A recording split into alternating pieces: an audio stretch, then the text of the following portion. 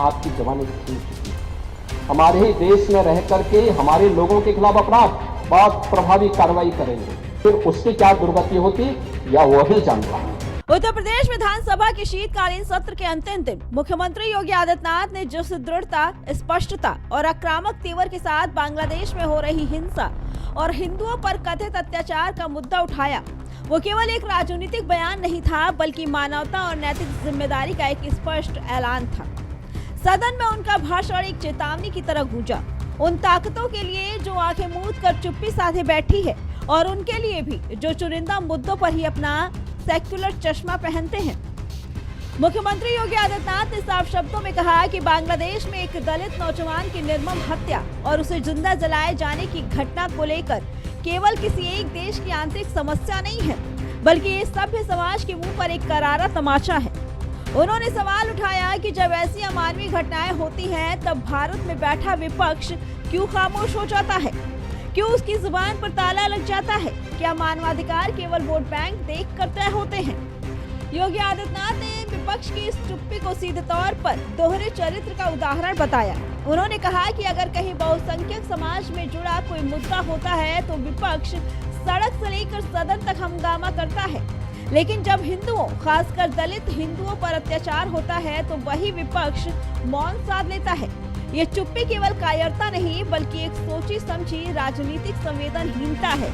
इसीलिए मैं कह रहा हूं ना, देखो बांग्लादेश में एक दलित नौजवान को कैसे जला दिया गया है।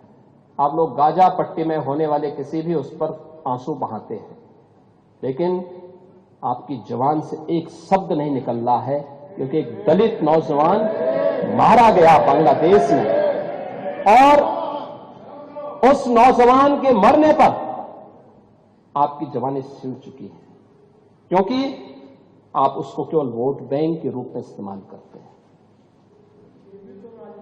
ये राजनीति नहीं है पांडे जी, ये राजनीति नहीं है, ये वो सच्चाई है जो आपकी तुष्टीकरण की नीति है, जिसके कारण बांग्लादेश बना है।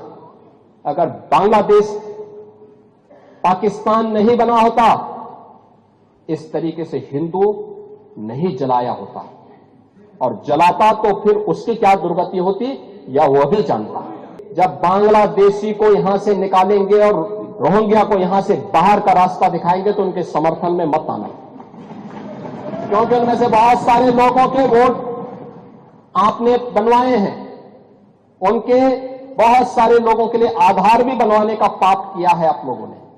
मुख्यमंत्री ने ये स्पष्ट किया कि भारत की संस्कृति वसुधैव कुटुंबकम की रही है और भारत कभी भी किसी भी कोने में हो रहे अत्याचार पर आंख नहीं मूंद सकता। उन्होंने कहा, हिंदू होना कोई अपराध नहीं है और ना ही हिंदुओं पर हो रहे अत्याचार को नजरअंदाज किया जा सकता है। अगर दुनिया के किसी भी हिस्से में निर्दोष लोगों को उनकी आस्था और पहचान के कारण निशाना बनाया जाता है तो उस पर आवाज उठाना हमारा नैतिक दायित्व है। योगी आदित्यनाथ का भाषण केवल आलोचना तक सीमित नहीं था, बल्कि उनमें एक स्पष्ट संदेश भी था कि भारत अब कमजोर और खामोश रहने वाला देश नहीं है। उन्होंने विपक्ष को आईना दिखाते हुए कहा कि जो लोग मानवाधिकार की दुहाई देते हैं, उन्हें सबसे पहले अपनी अंतरात्मा से सवाल करना चाहिए। सेलेक्टिव वोटिंग अब नहीं चलेगा। उन्होंने ये भी कहा कि उत्तर प्रदेश सरकार और भारत सरकार ऐसे मुद्दों पर पूरी तरह सजग है और जरूरत पड़ी तो अंतर्राष्ट्रीय मंचों पर भी सच्चाई को सामने रखा जाएगा।